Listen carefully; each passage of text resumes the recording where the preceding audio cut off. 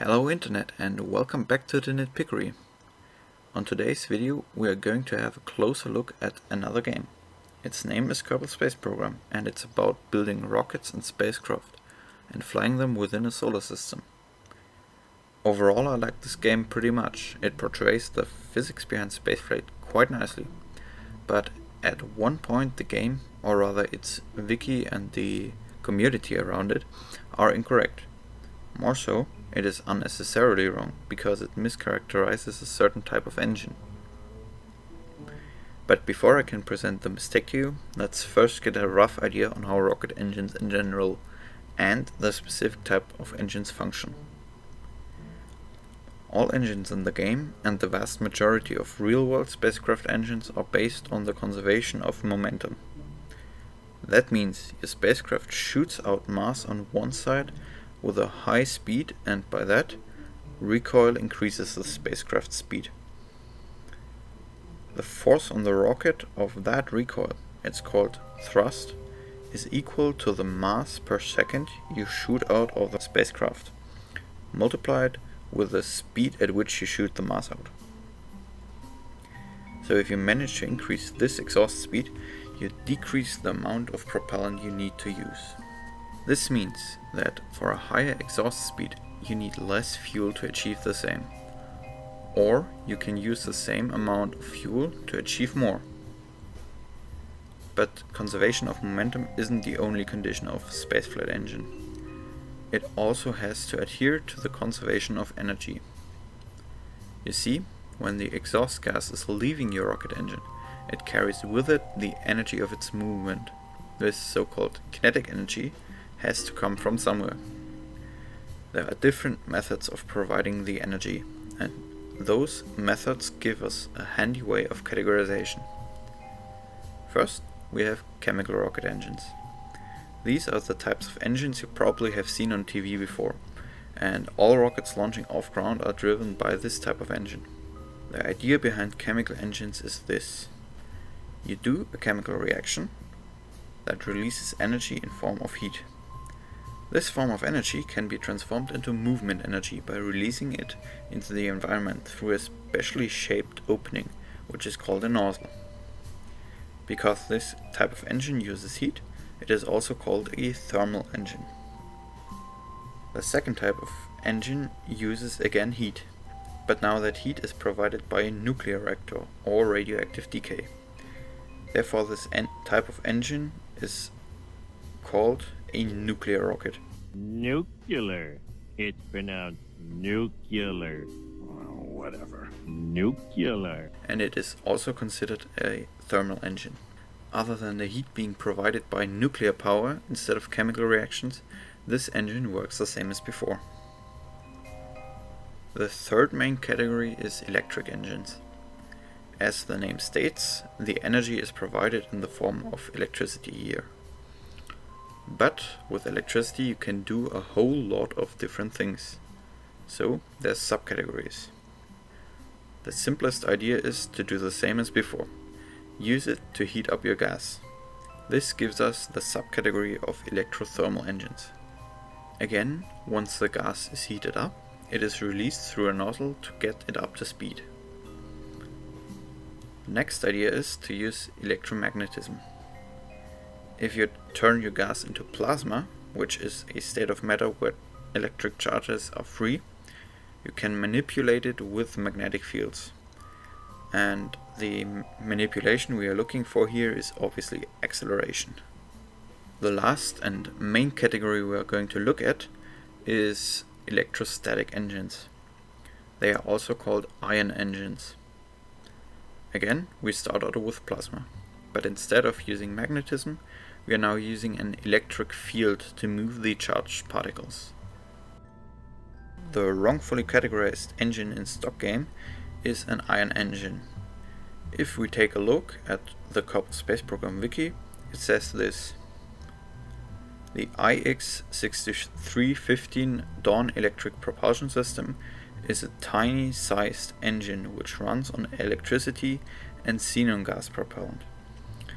It is modeled after the real-world Hall effect thruster. That last statement is wrong. it is quite certainly a gridded iron thruster. To understand why, let's have a look at these two types of iron engines. The simpler concept is the gridded iron thruster. In order to accelerate the heavy, positively charged ions, we need an electric field. This field is caused by a series of electrically charged grids.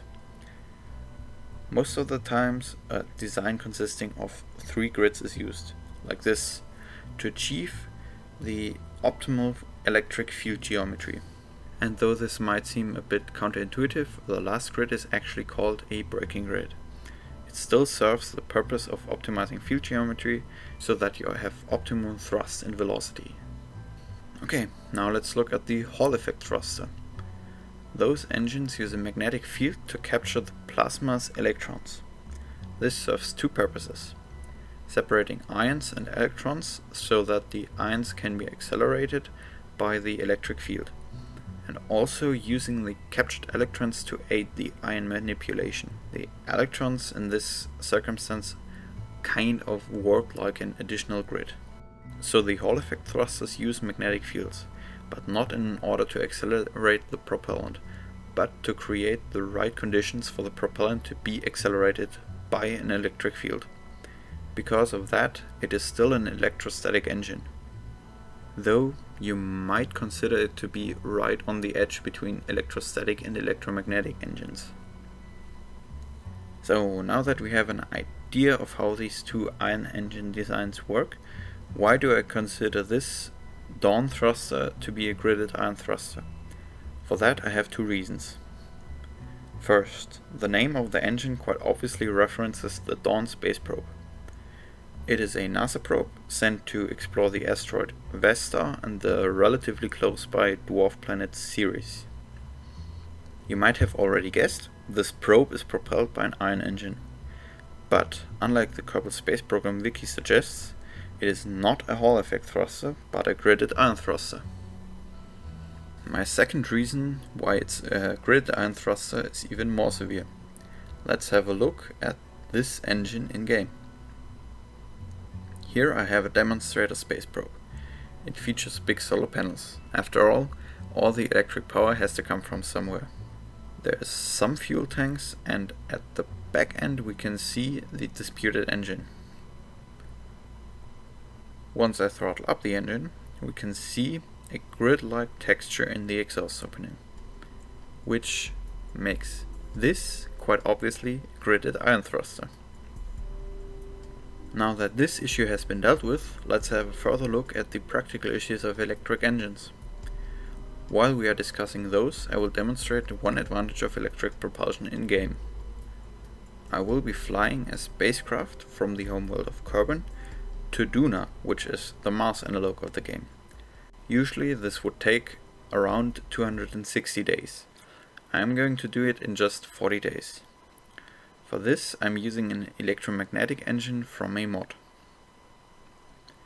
Usually electric engines can exhaust their gases at way higher speeds than chemical rockets ever could. This means that with the same amount of fuel you can do a lot more orbital maneuvering. But this fuel efficiency comes at a price. You need to supply huge amounts of electrical energy to your engine. So in order to stay within reasonable power consumption limits, the thrust your engine can provide is very limited. This means you can get up to very high speeds with electric engines, but it takes very long to become that fast. And I'm talking about very long times. To get a grasp at it, let's compare some figures.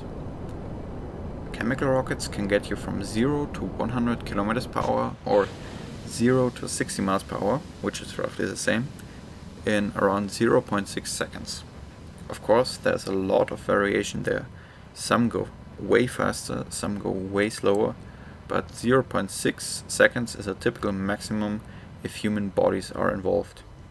In this case, there is around 4.5 times the gravity acceleration of Earth applying to the rocket. So, next up. A really powerful sports car can get you from 0 to 100 km per hour in around 2.7 seconds. This is equal to around 1 G. Most ordinary cars can manage to go from 0 to 100 km per hour in around 10 seconds. That would then be 0.3 Gs. Now let's have a look at an electric spacecraft engine. The aforementioned Dawn spacecraft can accelerate from 0 to 100 km per hour in 4 days. Also, consider that this number does not include any type of air resistance or friction, so it truly takes a long time to get faster. Okay, now that we know orbital maneuvers with electric engines take very long, is there still something to use them for? Of course there is. One of the possible applications would be unmanned spacecraft. There is no problem with those vehicles needing a bit longer to get to their destinations. The positive here is that you need less propellant to get there, and what you can save in mass you can spend again for something else. The other option is concerning with missions including crew. If you're flying for a very long time, for example to a different planet, most of your time will be spent waiting for you to arrive. If you now include an electric engine, you can achieve a higher travel speed. If the distance you cover stays the same, you have reduced your waiting time. And since you're anyways traveling for quite a bit of time, you have long enough for the engine to get you up to speed. In the most extreme cases, your whole journey would consist entirely of your engine burns. And something similar to this is what I'm currently showing here. Notice also that in the game, electric engines are a lot more powerful than they would be in real life. They are weaker than most chemical engines, but way stronger than what you really would expect. But this is due to gameplay, because it's okay when your orbital maneuver takes 20 minutes, but not when it takes days or weeks. Unfortunately, in Kerbal Space Program you can't fast forward through maneuvers. So it's really important that the electric engines can get you through the maneuver quick enough. Also, since I'm already at the process of nitpicking here, let me also state that this is not what a high exhaust velocity chemical rocket nozzle looks like. You wonder why? Short answer aerodynamics, long answer needs its own video unfortunately, so another time. But for now, I can't find any more nits to pick out of this fur. Thank you for watching. If you liked this video, please consider giving me a thumbs up. I'm always glad to hear your comments down below, so let me know what you think. See you next time. Also, just do it! Don't let your dreams be dreams. Yesterday, you said tomorrow, so just do it! Make your dreams come true!